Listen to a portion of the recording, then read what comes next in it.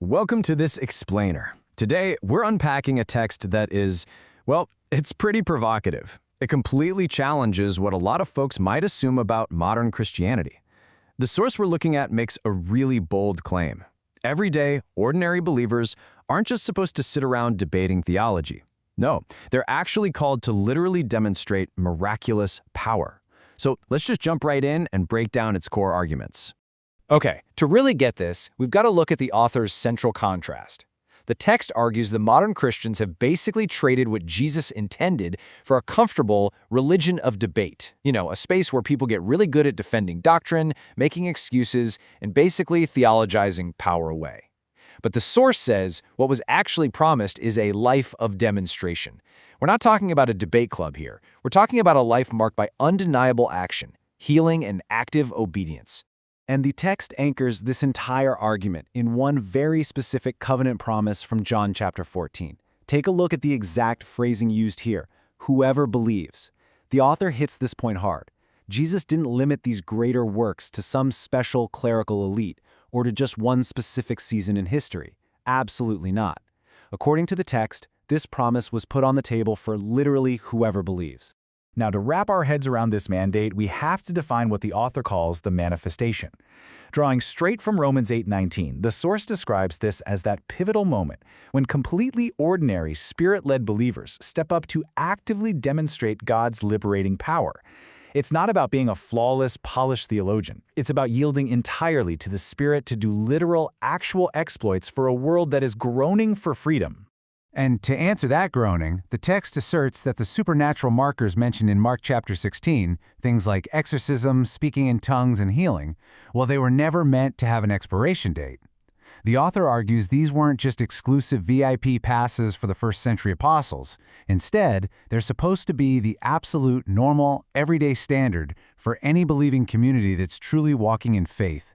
To back this up and prove this mandate is a historical reality and not just some biblical theory, the author lays out a really fascinating timeline. As you'll see, the text maps how this power reportedly continued straight from the early church fathers in the first few centuries, right on through to the massive awakenings of the 1800s with figures like Charles Finney and Father Nash.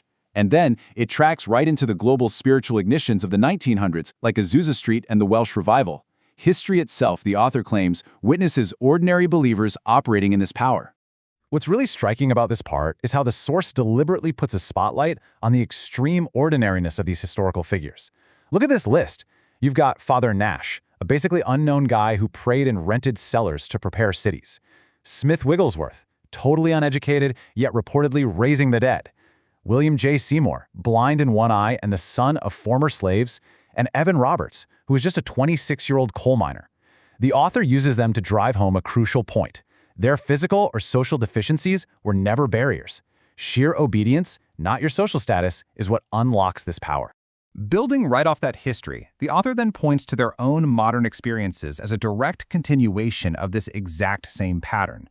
The text outlines how they personally encounter the Holy Spirit at just 13 years old, and by age 17 were literally delivering people from demons and watching the dying revive just at the mention of Jesus.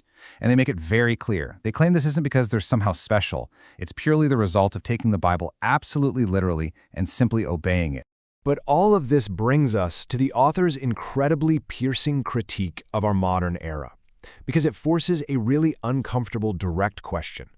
If this kind of power is so readily available to all of us, why this creation still groan? Why are so many people today still bound by darkness, disease, and oppression? Well, the text delivers a pretty harsh diagnosis in response. The author states plainly, we have domesticated the Holy Spirit. We have turned power into programming. It's a heavy claim. The argument here is that modern believers are basically hiding behind theological excuses, like claiming the canon is closed, just to avoid having to demonstrate actual power. And because of that, the chains of the oppressed remain completely unbroken. So the huge takeaway here is that having the correct theology just isn't enough. The author points out that Jesus didn't say, hey, people will know you're my disciples because you have the absolute right systematic theology. No, they are known by their love. And true love takes action.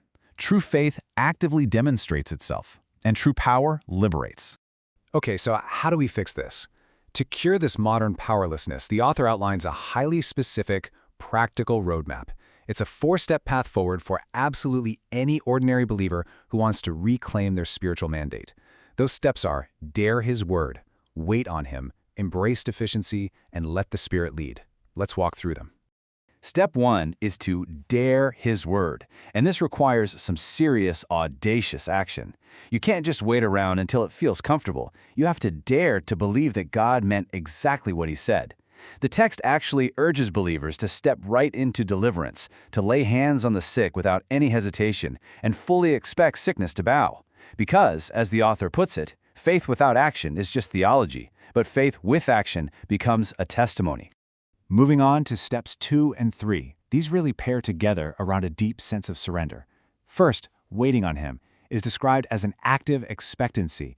You're resting in God's strength instead of striving in your own flesh.